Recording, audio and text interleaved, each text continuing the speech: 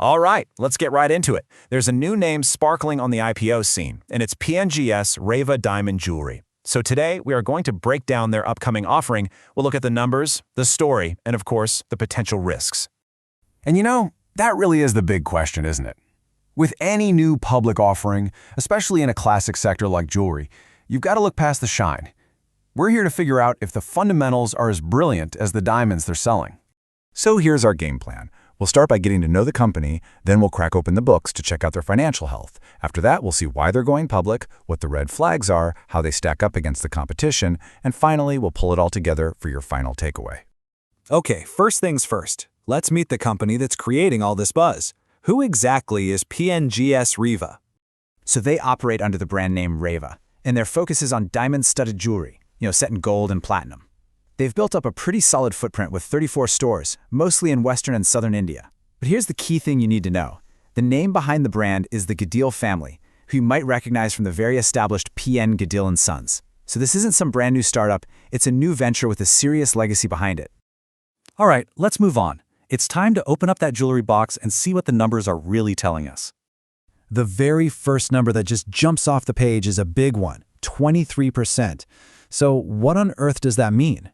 Well, that 23% is their net profit margin. And let me tell you, for a business that's in jewelry trading, that is remarkably strong. It really points to a company that knows how to manage its costs and has some real pricing power.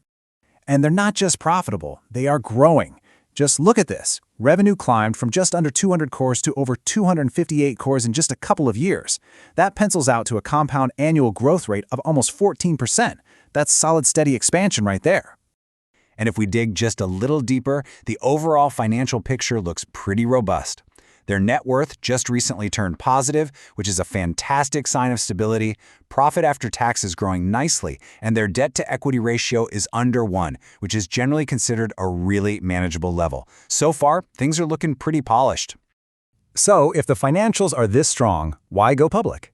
Well, let's see how this IPO fits into their 380 crore plan for the future. Here are the basics. It's a 380 crore book-built issue opening on February 24, 2026. Now, what's really important to notice here is that this is an entirely fresh issue of shares. That means every single rupee raised is going directly back into the company to fuel growth, not into the pockets of existing shareholders who are cashing out. And they're being very clear about where that money is going. A massive 75% is specifically earmarked for opening 15 new stores. So this isn't just some vague plan to raise capital, it is a very clear, very tangible growth strategy. They're telling investors exactly how they plan to expand their footprint. But of course, no investment is perfect, right? Now we need to grab our loupe and look a little closer for any potential flaws or inclusions in this diamond. And the first red flag that pops up comes with a pretty big number attached to it, nearly 27.4 crore rupees. That figure represents the total exposure from 12 different tax cases that the promoters are facing. Now, while these are tied to the promoters and not the company directly, it is a significant red flag you have to consider. Next up is geographic risk. A whopping 97% of their revenue comes from just one state, Maharashtra. That is a huge dependency. And on top of that, you've got rising competition from lab-grown diamonds and the usual risks of a high inventory business, which makes the whole picture a lot more complex.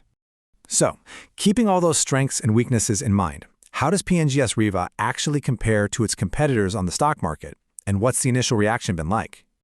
While compared to its peers, it's pretty clear that PNGS Reva is a smaller player than giants like Tribhuvandes Bimji or Senco Gold. But, and this is a big but, its return metrics, like that incredible 23% profit margin we saw earlier, are actually stronger than many of its larger competitors. The PE ratios in this sector are all over the place, so the valuation of this IPO is going to be absolutely crucial. Now, to get a sense of the early buzz around an IPO, we can take a peek at something called the Gray Market Premium, or GMP for short. As of yesterday, February 23rd, the GMP was suggesting a pretty modest premium of about 4.15%, which works out to about 16 rupees per share. That points to, well, kind of a weak to moderate initial interest. Now, for anyone who's new to this, the GMP is basically an unofficial indicator. It's the price people are willing to pay for IPO shares before they even start trading on the stock exchange. It can give you a little hint about what the demand might look like on listing day. But, and I cannot stress this enough, it is critical to remember this disclaimer. The GMP is not a crystal ball. It is just sentiment, and that sentiment can change in the blink of an eye. So please, never ever treat it as a guarantee. Okay, we have seen the sparkle and we have inspected for flaws, so let's bring it all together now and weigh the scales. So here's the final breakdown. The bull case, the opportunity, is pretty compelling. You've got a very strong profit margin for the sector, a super clear and fully funded plan for expansion, and a proven track record of growing revenue.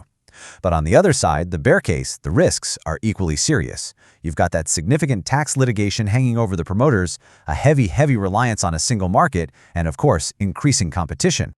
And that really brings us to the final question, the one you have to answer for yourself.